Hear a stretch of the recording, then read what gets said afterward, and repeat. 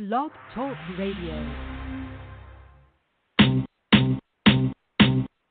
I remember when I lost my mind. There was something so pleasant about that place. Even your emotions have an echo in so much space. And when you're out there without care, yeah, I was out of touch. But it wasn't because I didn't know enough. I just knew too much.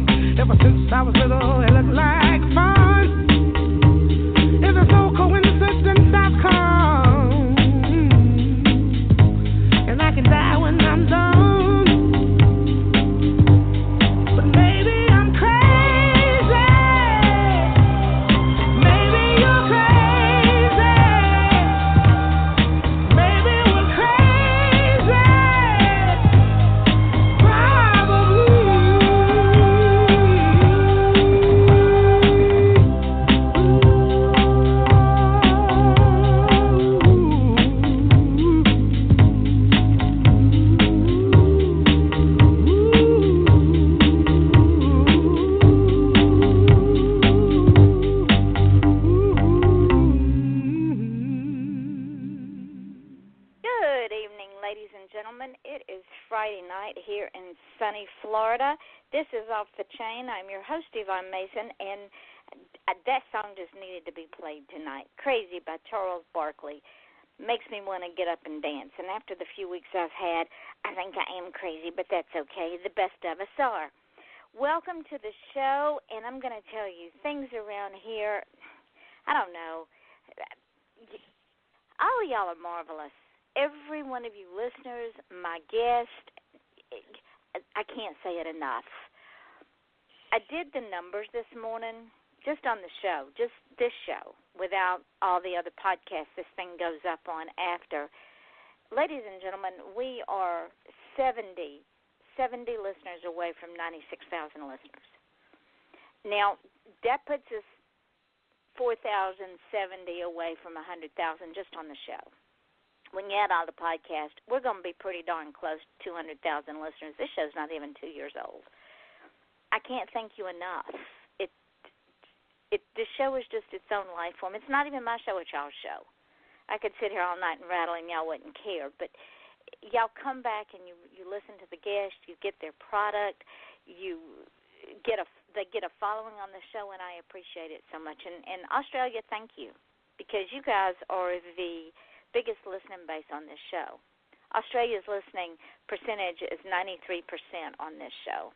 And with that being said, I want to say thank you to the Teskey Brothers, because they are a blues band out of Australia that if you haven't heard them yet, you would swear they were right on a corner of Bourbon Street. They sound like Johnny Lang and Eric Clapton and B.B. King and Otis Redding all wound up in a nice, tight package. So if you haven't heard the Teskey Brothers, go and listen to them. Just look up the Teskey Brothers. You'll find them everywhere. Now, for those of y'all who are interested in being on the show, because we're heard in over 100 countries now. So if you're interested in being on this show, there's two ways to do it. If you want to come on for an interview, just email me at offthechainradio@yahoo.com. We'll get you set up.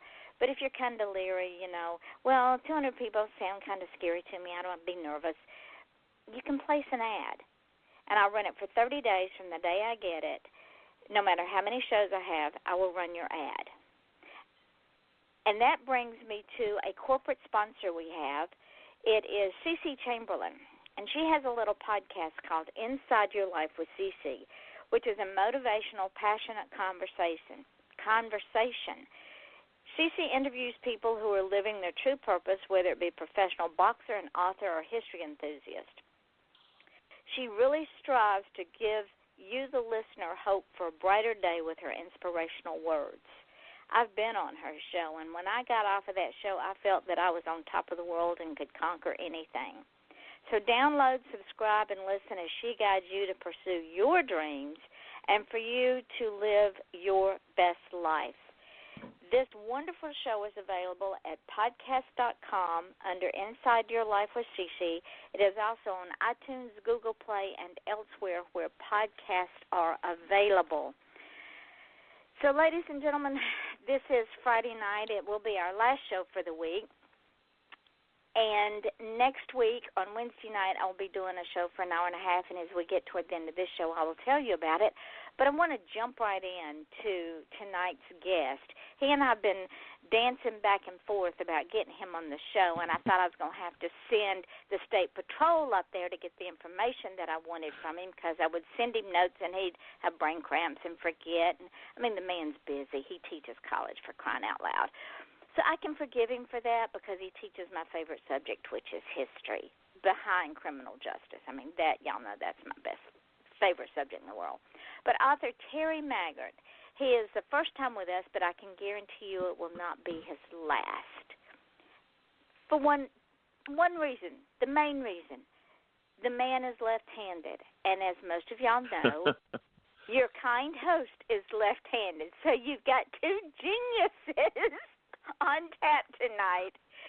He's also a father of an apparent nudist. Now, that one I will have to delve into. He is husband to a half-Norwegian. He is herder of cats and dogs, a lover of pie, and he writes books. He's had an unhealthy fascination with dragons since the age of, probably since he was a wee boy.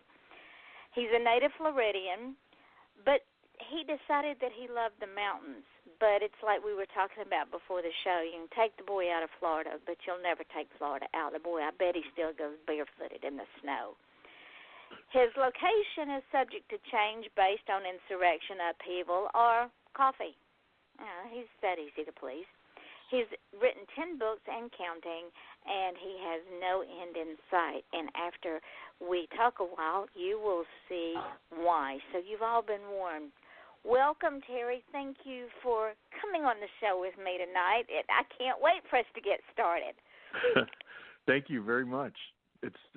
I apologize, too, for brain cramps. That was my fault. That was entirely my fault. So. We all have them. Oh, yeah. I live in a fairly permanent state of them, so. Well, I do, too. And see, my husband's taking radiation for basal cell carcinoma. We just got over colon cancer, and he decided he was going to try basal cell, see if he liked it any better. So we've been going to radiation every day for the last millennium, it seems like. So, it happens. But you're here now, and that's what's important. Yes. So with that being said, my left-handed brother, yeah. and we think with the right side of our brain, right? We do, and I also, one of the things I tell my students is that we're statistically more likely to die in an industrial accident. So if anybody ever asks me why I'm not out there running forklifts and everything, I say it's not that I can't run a forklift, it's just that I don't want to end up as a smear on the floor of a warehouse because I zigged when everybody else zagged. So. Well, and it's funny you should bring that up because I worked in a warehouse and I did drive a forklift and I cut off the end of my right thumb driving a forklift. Oh, I switched to. I'll tell you, I switched to. My wedding ring is titanium, but I have a rubber wedding ring that I wear, silicone. I have like a 10-pack of them, and I wear that if I'm working with equipment or anything like that, just because I don't want to end up, as 9 digits. So, I understand that. I do, but the world is built for right-handed people. It is entirely. That's why I think I actually, my sister and I are both left-handed, and I think that the vast majority of the world is designed for right-handed people, but that forces us as lefties to be a little bit ambidextrous naturally, and I think certainly we're wired that way. And I know it was an advantage for me as a kid playing sports because I would show up and they'd say, like to baseball practice, I'd show up and I'd say, well, I want to be a pitcher. I can't break a pane of glass, but I'm left-handed. And they were like, congratulations, you're on the team. So it has its advantages. And then, of course, if you're trying to write in a notebook, it has its disadvantages. But with the advent of keyboards, now I don't worry about smearing my entire side of my hand blue by halfway through the day. When I first started using computers, of course, the mouse is built for a right-handed person. Oh, yeah? And that was I'm dangerously close to being old enough to get a discount at Denny's. So I remember when a computer mouse was so completely awkward for me that the temptation was to not even use it at all. So. Well, I want to know about how in the world you went from being a beach kid to going to Tennessee, writing books, teaching college, buying a bar. Was all this in your plan the day that you were born? Oh, no. I don't think I've. Oh, that's one thing I'll never be accused of is of having a life plan from a certain point. But my dad moved us around. My dad was with the Bell system. He came back from the service in the '60s, and he was a phone man in the '60s in Florida, which was the days when he was a hog farmer from Iowa who had never been around, Florida, and suddenly he was in places where there were banana spiders the size of his hand, and my dad had freakishly huge hands, so you know how big the spiders were. And but we actually, I lived in New York for 8 years as well. But when I say New York, I have to clarify, I lived in way upstate New York. And my dad moved us up there on December 27th of 1981. So when, imagine you're a kid at the beach and you move up there, and it was such culture shock.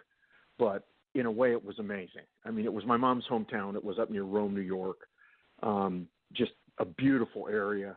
And so I was up there for several years, went back to Florida, and then moved to Bowling Green, Kentucky 22 years ago. And now Bowling Green is just about 20 miles from where I live right now. And I love it here. I'll probably never leave, but you are very, very generous to even use the term planning at all, because that's not a word that I've ever been accused of holding in my quiver. So.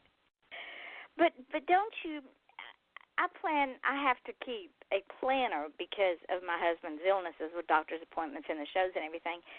But sometimes it's just fun to say, I'm not planning today. Whatever happens, happens, and see where it takes us. Because I don't know if it's because we're artistic or we think with the right side of our brain, but things seem to happen when you don't plan your life out, and it always seems to happen for the best.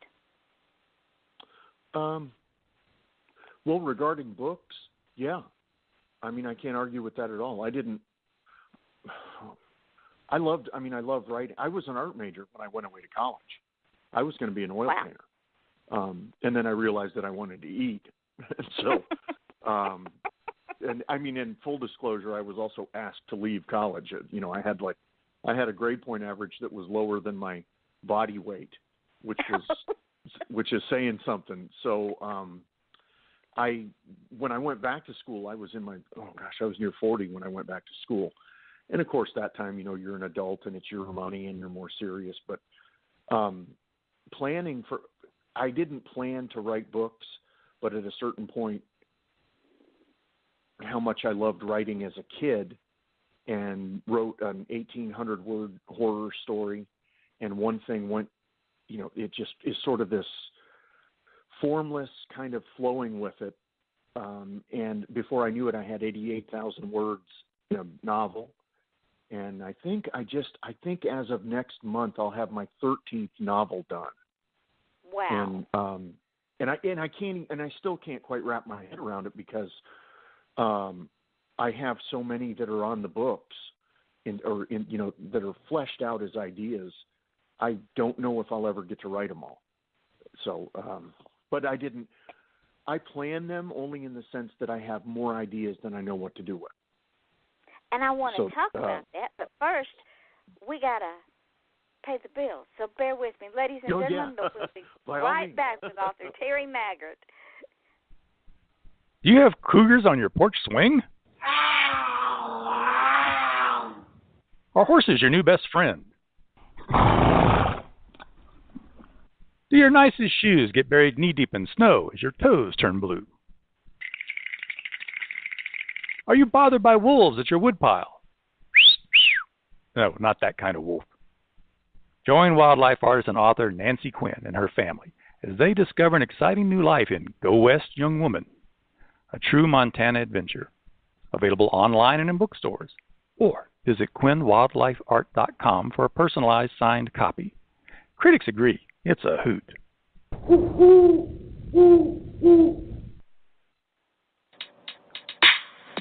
One. And Winona, the lovable narcissist from the Woman's Cave podcast, inviting you to join us in person or streaming at the Inspirational Women in Literature Conference on March 17th. Get tickets to the conference, buy our books, or watch the TV show Just Right in Life at andwethought.com or thewomenscave.com. So peace and love from Winona and Jade.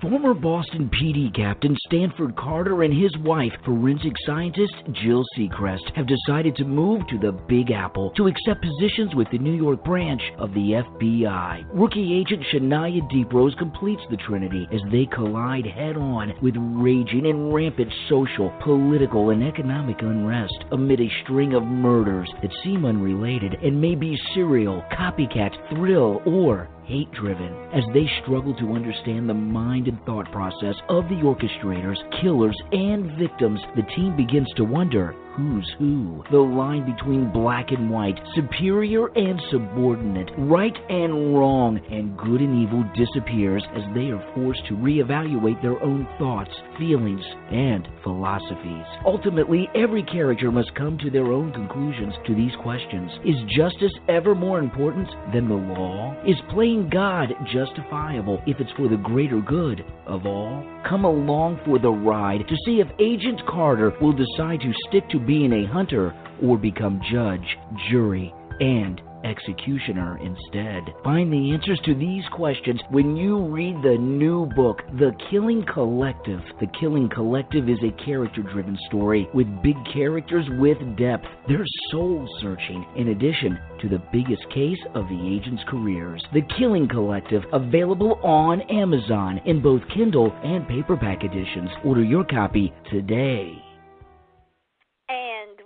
Back here at Off the Chain with my guest, author Terry Maggert. Now, in all of your non-planning, what possessed you to buy a... It's a really nice term. Well, it fits. What possessed you to buy a bar? Was this before you decided to write, or was it after you decided to write? I am from a family of bakers.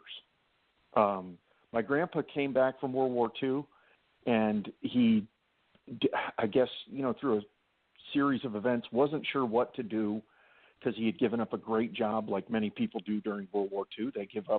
He gave up his whole life.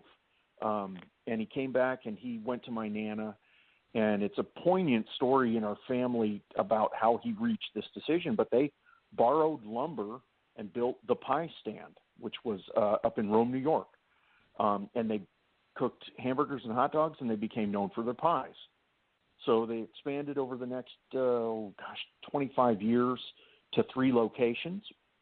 And I got it honest. I mean, I had to reach a decision at a certain point in my life where, what are you going to do when you grow up? That kind of thing. And I'd worked as a roofer and worked for Blockbuster Video and retail and, all the things that you do.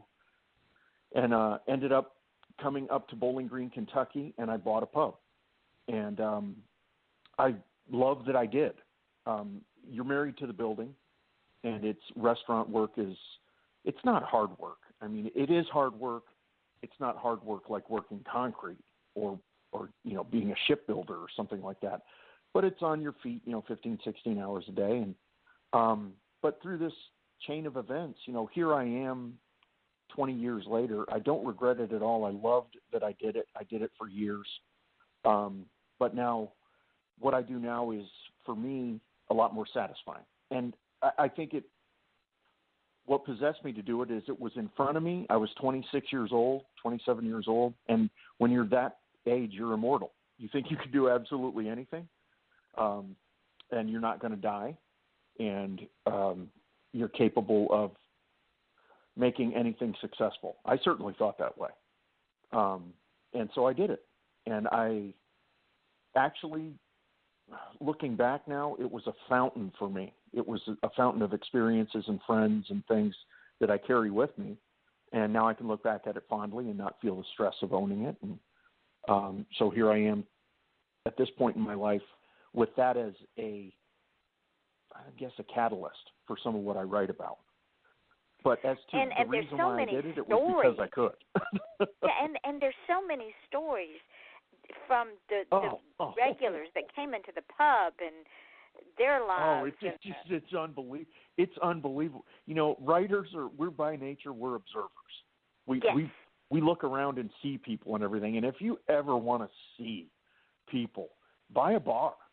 I mean, just buy a bar. Or I have another suggestion for anybody. I've always said, if you want to learn how to be humble and simultaneously entertained, go work retail and work at a returns desk, because you'll see the absolute best and worst of humanity simultaneously for 8 hours a day. And all in between.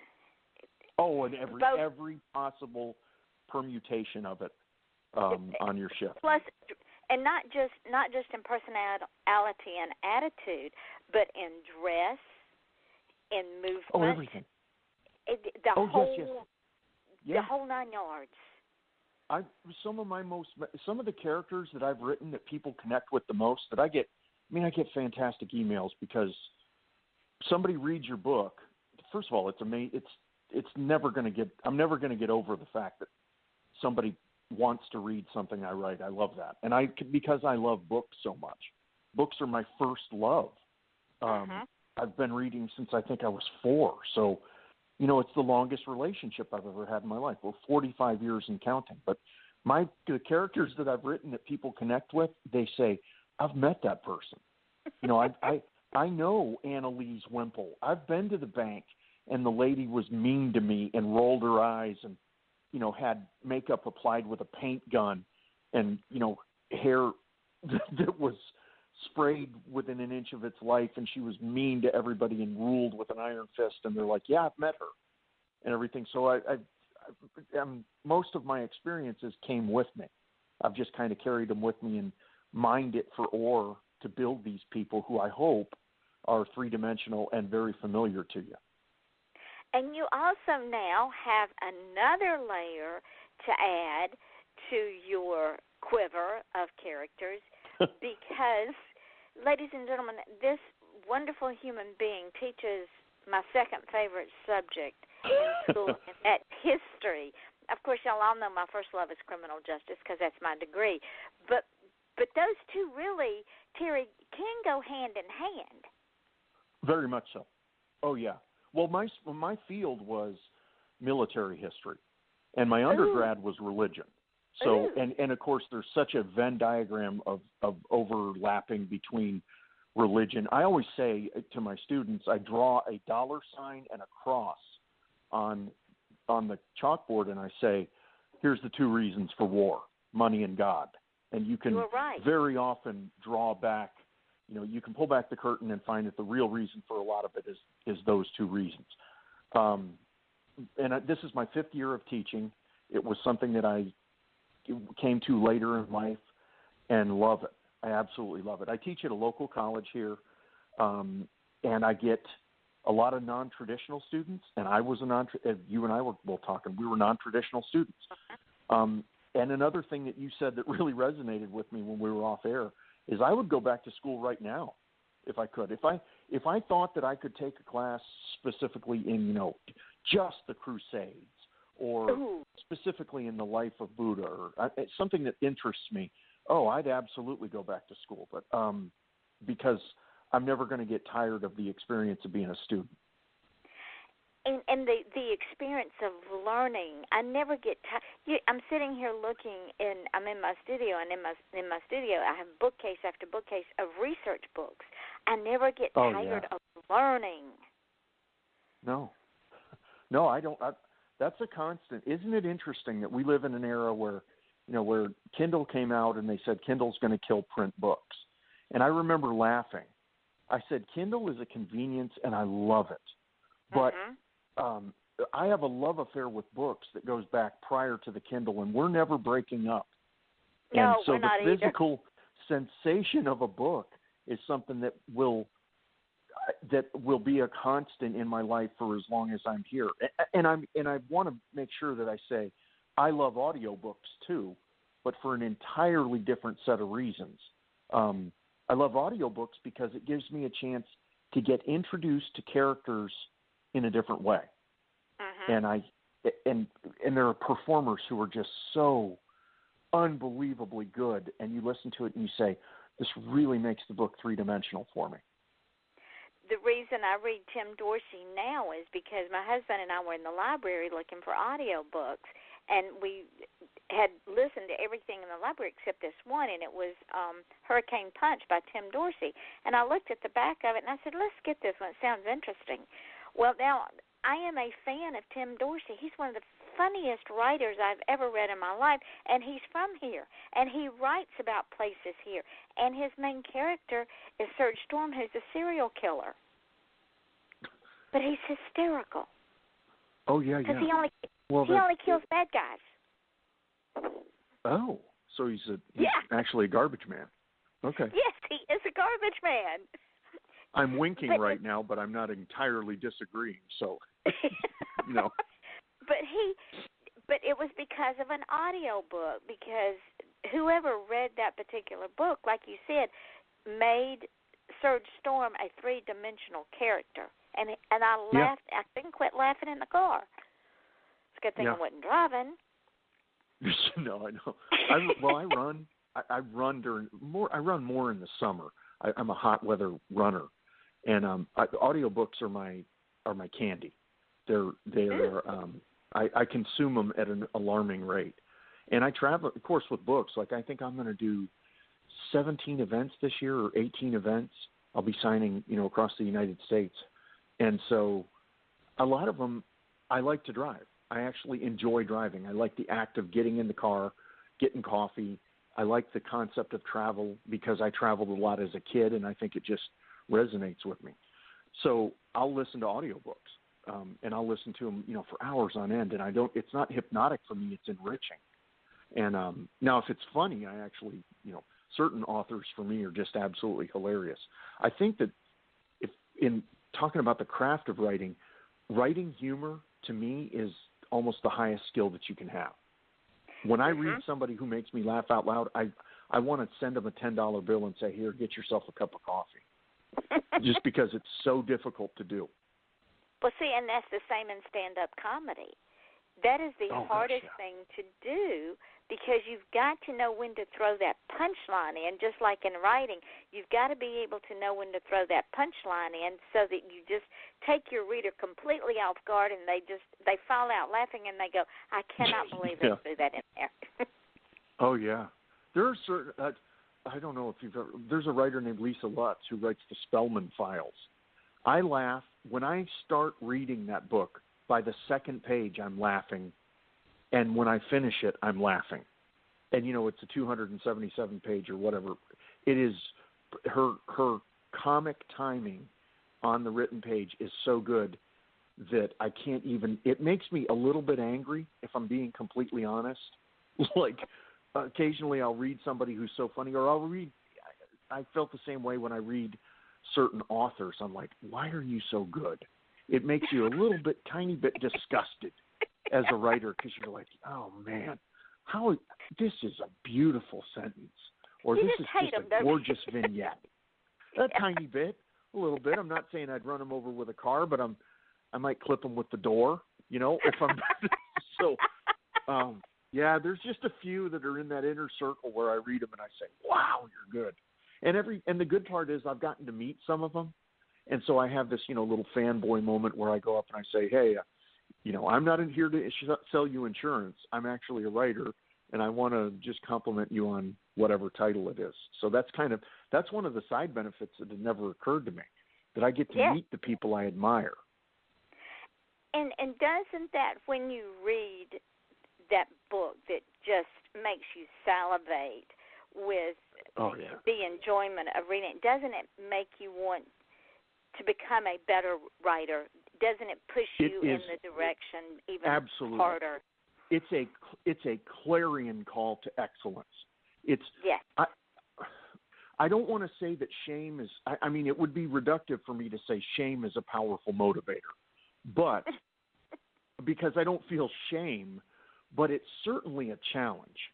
Like you open up a book, like you open up anything by Tim O'Brien or. Lisa Lutz, actually. I mean, there are so many good.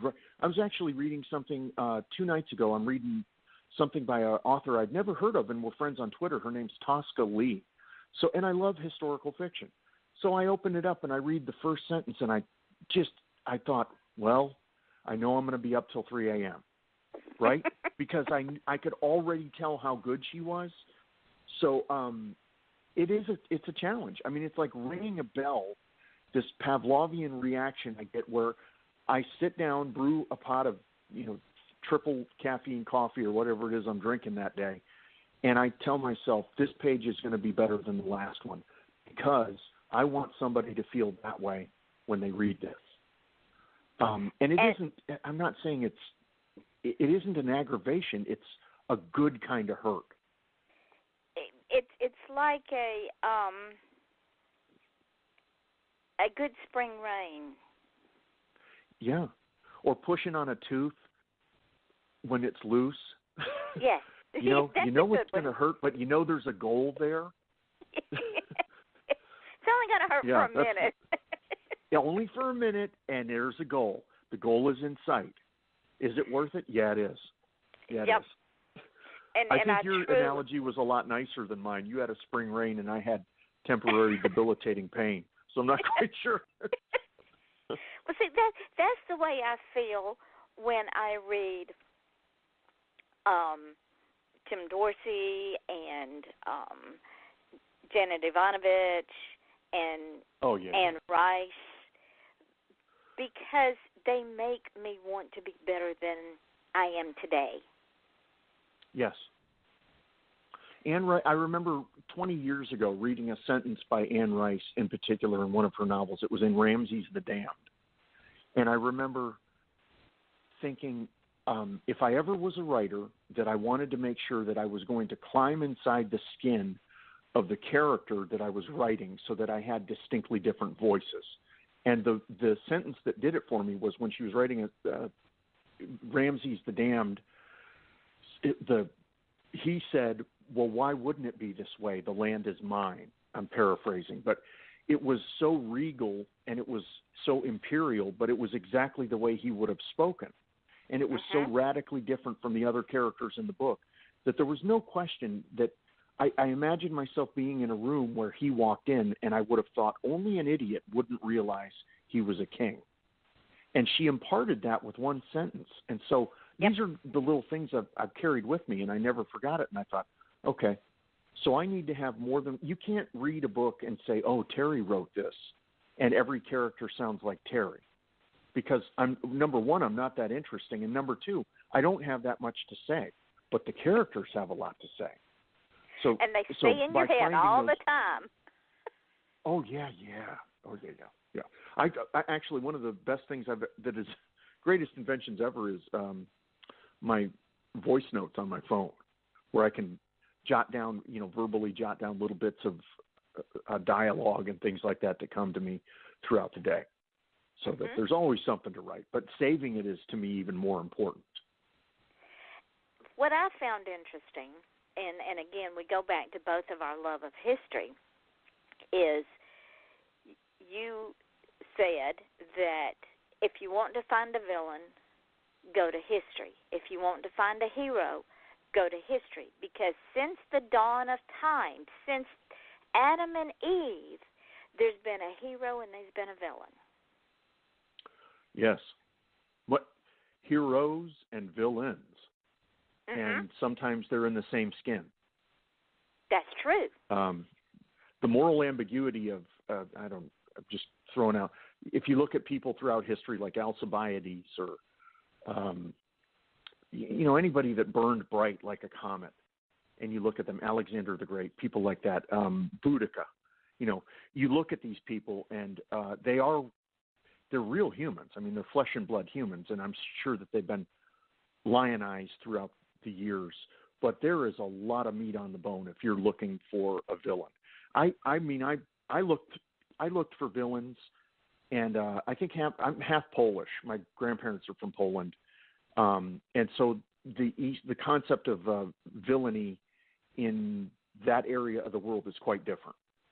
They have a unique outlook on life, and so I sought villains from that area and actually used 2 or 3 people who are historical figures from there as villains. But I can go, you love history too. You can't turn around without hitting a villain. And the same can be said for heroes. There are plenty of them out there. They do get swept under a little bit because we tend to be obsessed with the bad, I think, and we're saturated with it. So you might have to dig a little bit, but there's plenty of heroes too. And sometimes the heroes come in the most unlikely places. Just as a side note, when I wrote A Voice from the Grave, the heroes were not the generals. The heroes were the prisoners. Oh, yeah. Yeah. And well, it's a historical fiction. And sure. People that are what's nameless. the setting on that? The Civil War. Oh, okay. Andersonville. Hey, have you ever toured any of the battle sites? Oh, Gettysburg, Andersonville, the prison at Gettysburg, Fredericksburg. Oh, yeah. The one that had the most impact on me was Shiloh. When I went to Shiloh and I saw the cataclysmic stupidity of it in terms of positioning and charging across a peach orchard in wool uniforms in 80-some-odd degree temperatures, and just thinking to myself, there is just no amount of heroism that can describe what happened and the senseless loss. Oh, just the sense of loss that permeated that peach orchard. I remember it still. And that was 15 years ago that I was there. I got that feeling at Gettysburg. I mean, at Gettysburg, yeah. When we went and we drove through, and you had all the different battles. Oh yeah. It was the totals. I told my husband, I said, I don't feel a depression. I feel a sense of sorrow and of unnecessary loss. Yes. It just permeates the entire area and wraps itself around you like a wet coat. Yeah. Yeah, there's a lot to be said for preserving. I'm a huge proponent of preserving the past. I don't think that we can ignore our mistakes. I think that ignoring your mistakes is the cultural equivalent of sticking your fingers in your ears and saying neener, neener. And I don't agree with it because I have students that weren't alive when 9/11 happened. And culturally, if I ask my grandparents and even my great-grandparents were alive well into later in my life, for them, Pearl Harbor was the defining moment. And then and then I asked my mom, and she said the day Kennedy was shot. And then for me, as a little boy, when the men walked, when I watched the Apollo missions going up, and then the day the shuttle blew up, and these events that are, imprinted on our cultural DNA, we carry them. Well, I've got a lot of young students who 9/11 happened before they were born, and they're getting it secondhand already. And I'm thinking probably the three most important words I can teach them in history is lest we forget. I don't want them to. I want them to not necessarily saturate themselves with it, but certainly be close enough to it that they don't forget. Because once they forget, then it becomes unimportant. Then when it becomes unimportant, then it's repeated. Oh, it is. It becomes plausible. When you don't have a fresh memory of something, it becomes plausible. The impossible and the cataclysmically stupid becomes not just plausible, then it becomes probable. And we don't need to do that again. History, like I said, villains and heroes, well, we've got plenty of mistakes. Now, there are triumphs, too. I'm not negative by nature. I'm actually an optimist. I think that for every bad thing that's happened, I can find heroic and charming and uplifting events that occur on a daily basis. But I don't like to throw the baby out with the bathwater in terms of history, for the simple fact that we are just dumb enough to do things over again. And I'm using myself anecdotally. I developed cultural amnesia regarding, for years I would do the same things, and I'd say, "Gosh, how did this go sideways?" Oh, that's right, because I didn't remember last August. So, I didn't learn from my mistakes. Exactly. You can't teach me. And what can we say? We're Southerners. So let's talk about, because I went on your website, and you write about witches, and witches are my favorite because I are one. Oh, okay. So I want to talk about the books now, because we've teased them long enough, and the people are going to go look up your books, and then they're going to forget the show. And no, y'all cannot go now. You got to wait till the show's over, because you got to learn things. So you write fantasy. You write about witches. Why?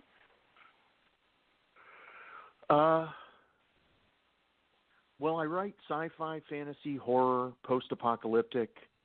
I'm all over the map. I write about, I think it starts for me with the characters. I liked witches are complicated. They're complicated and elegant and funny, and they're all kinds of different things. But I like the idea that for witches to even exist, we have to, you go back in history 1,500 years, 1,600 years to a time when sort of the church began to war against women, right? And that's a really serious response, where they took women who were considered healers and they turned them into the crone, the hag, the green-skinned woman with them. Okay, well, that's the scholar part. The fun part is that I was thinking to myself, I was like, okay, I really like the idea of a kitchen witch. A kitchen witch is somebody who is, a woman who practices witchcraft at home out of the joy in her heart and out of a family responsibility, and this carries it with her as this kind of history. And then I started thinking about, what if you take a witch and you give her a really ordinary job? So she works in a diner. So and she's obsessed with waffles, which is where, like, Carly and I are kind of alike. And then it just kind of took off from there. And I said, because I'm over 6 feet tall, and my mom was 5 feet tall. And my mom had short girl problems. And I used to laugh watching my mom. I used to do things like hide her stool. She had this little kitchen stool, and I'd hide it. And she'd, and I was just Terry. beginning to like you. I'm 4'11", and I was just beginning to... Okay, my mom was exactly 5 feet tall, and so I watched that, the kind of the hilarity of her life, where she just kind of sailed through life at 5 feet, and I put all these qualities together in Carly, and then I have all kinds of critters, animals. So I gave Carly this giant judgmental cat, because all cats are they're all judgmental. They are. And oh yeah, they are. Yes, absolutely. Carly, every time Carly comes back into her house after fighting monsters or bad guys or whatever, she has to go through what we call the dais of judgment, where Gus, his name's Gus, he sits there and kind of glares at her. And he glares at her because his food bowl, it's been 10 seconds since she filled it, and he only eats tuna out of the can that's been drained and all these things. And I get all kinds of emails from people, and they're like, oh, my God, do you know my cat? And I said, well, yes, because I know cats. So I think Carly seems real, and she just happens to be a witch. But her witchcraft and everything is a family responsibility that's several hundred years old, and she has a covenant, and her covenant is to protect the town of Hathaway. And that's where all the stories come from that tension with the covenant. And like I said, I'm never going to run out of bad guys. So, I'm going to keep her busy for a while. Well, I saw that, and I said, oh, yes, I'm going to have to go and collect those books, because I love them. Well, thank you. And then you have the Fearless. What is the Fearless? Looks the book covers are killer. Oh yeah. Okay. First of all, let me give credit where credit's due. My cover artist for that is Amy. She's Romanian, and I published my first book was The Forest Bull, and the tagline is 3 lovers, 2 demons, 1 problem. And I asked a few questions like, okay, I know South Florida. That's where I grew up.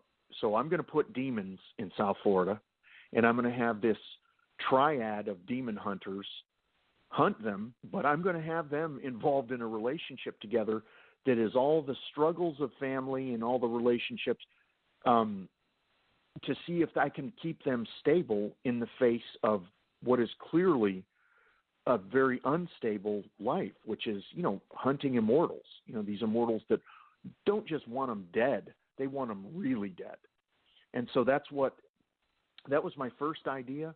And my darling wife read the first, she's way smarter than me, and she has multiple degrees, and she read the first paragraph, and she said, this isn't terrible. It doesn't suck as much as I thought it was going to. And I said, I've won. So it kind of steamrolled from there and just blew up with these. I bring in a lot of history, and I like to think that it's funny while being a little bit grim. It's a little more gritty. Let's put it that way. I think I have found another favorite author. Tell me. That would be Terry Maggert. Okay. I'm serious. Look I'm looking at these in A Bride of Salt and Stars, the Waking Serpent, Mask of the Swan, The Forest Bull, Call of Shadows, and The Fearless. No, ladies and gentlemen, y'all can't go. No, you got to wait. Then you have Heartborn. What is that? Oh one? yeah, that's okay. That's a series that got started. That is YA epic fantasy with angels. But not angels in the sense that, not biblical angels. I actually had a dream that came from a dream. I woke up and started writing at like 4:00 in the morning, I think it was. And I just asked the question, there's a 17-year-old girl named Livy, and she has spent her entire life needing a heart. And I asked the question, if she gets a heart, where does it come from if it's not from a human? And the other question I asked was, how do I turn her into a queen? And it's a dystopian, apocalyptic angel story that the closest thing I can tell you is it's like The Sixth Sense meets dystopian angels. And I'm just obsessed with the concept of what happens to life on Earth if you can't live on Earth. And so it's so many things, but basically it's her seeking a heart and getting it from some place that is going to be the ultimate sacrifice. And because I'm a dad now, I've got a 9-year-old son that I think the sun rises and sets on, and I love my wife and I love my family, and it changes your attitude about what you think the concept of sacrifice is. And so Livy is this living embodiment of how far are you going to go for love. And I don't want this to come across as bragging, but a friend of mine has a disability, and she read it and she said, "I'm so glad that you made it like she wasn't made of glass," because she's not. She needs a heart. She's not made of glass. And I'm very proud of that one. And the first two, actually, the audiobooks are coming out, but I really love her and I like where she's going as a character. And then you've got the second in the series, Moondiver. You've got it coming Moonborn. out in April. Coming out in April. Oh, it's already out. It's already is out. it? Oh yeah. Because on your page it says Moonborn, and Spellborn. Spellborn will be out in 2019. So, yeah, I like where she's going very much. And I actually like the world. The world kind of got away from me a little bit. I realized by the second book. Form? It did. It did. It grew legs. And it grew 10 legs. So I hadn't anticipated. It's like the starfish that just keeps growing legs. So. But see, that's what happens in our world, though, Terry. This spinoff happens, and then this spinoff happens, and then the voices in our head are saying, hey, I'm over here. What are you going to do with me? And it's a character usually that starts out as a secondary or a third or a fourth character, and then it just pops this little head up and says, oh, wait, hey, psst, me, I'm next. Psst, hey, you. And it won't shut up.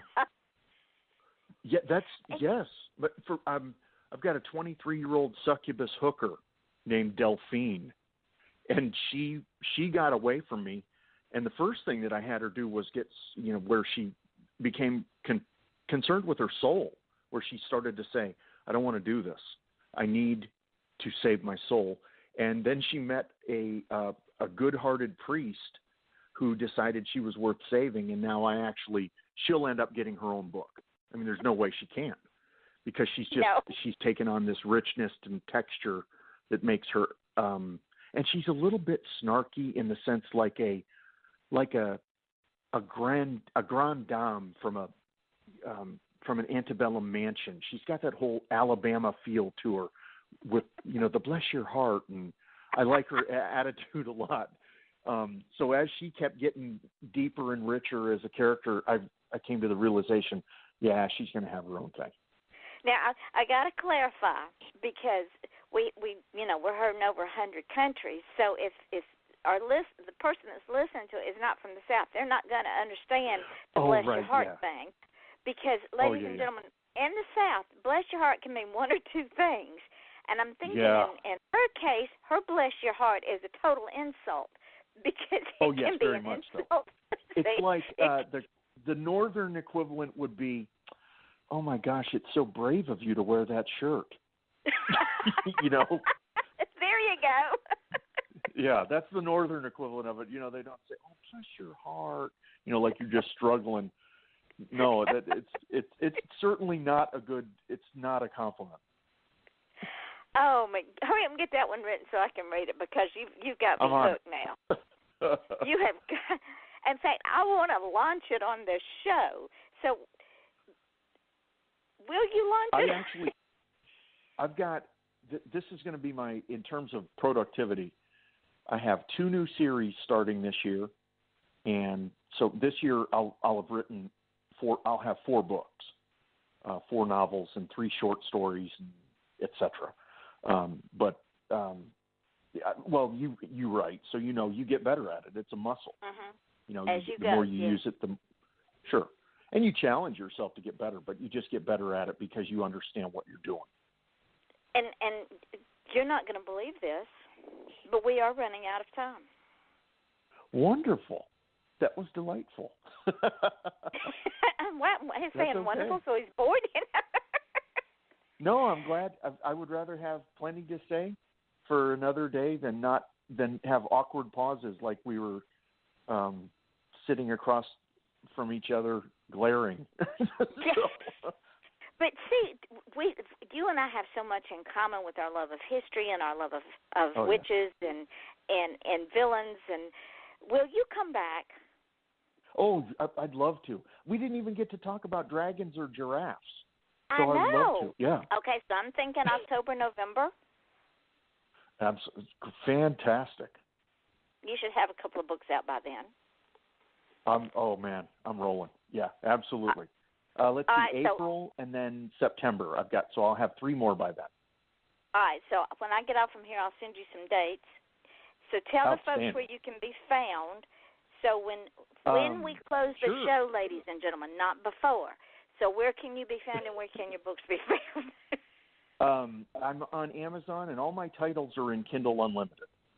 So all of my books are in audio.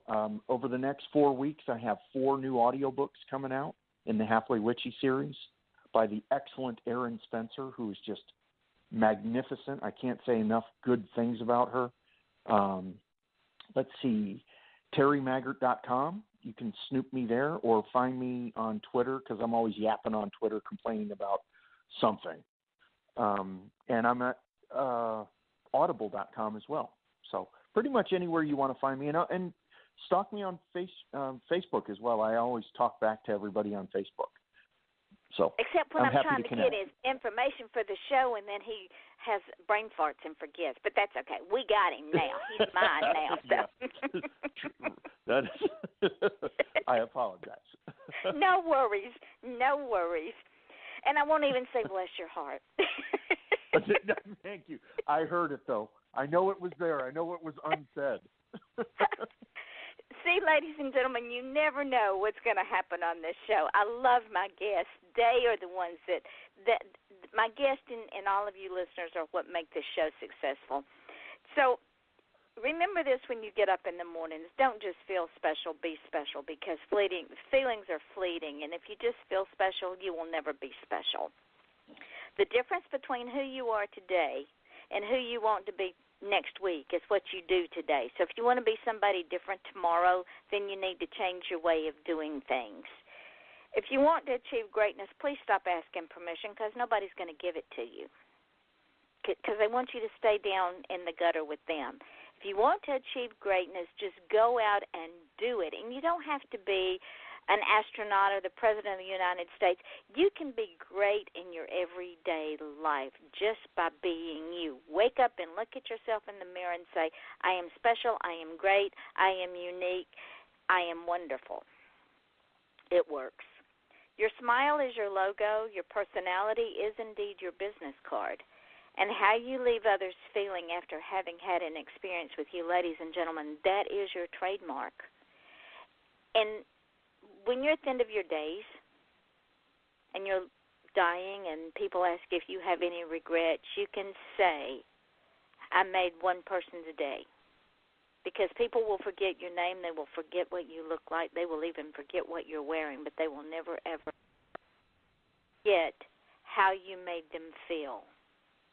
So remember that when you're out and about in your daily life, and I hope that all of you, as my listeners and my guests, when you leave this show, feel wonderful, because that is my intent. I want every one of you to know that you are special to me, and without you, this show would be nothing. Terry, I want to thank you so much for coming on the show and spending an hour.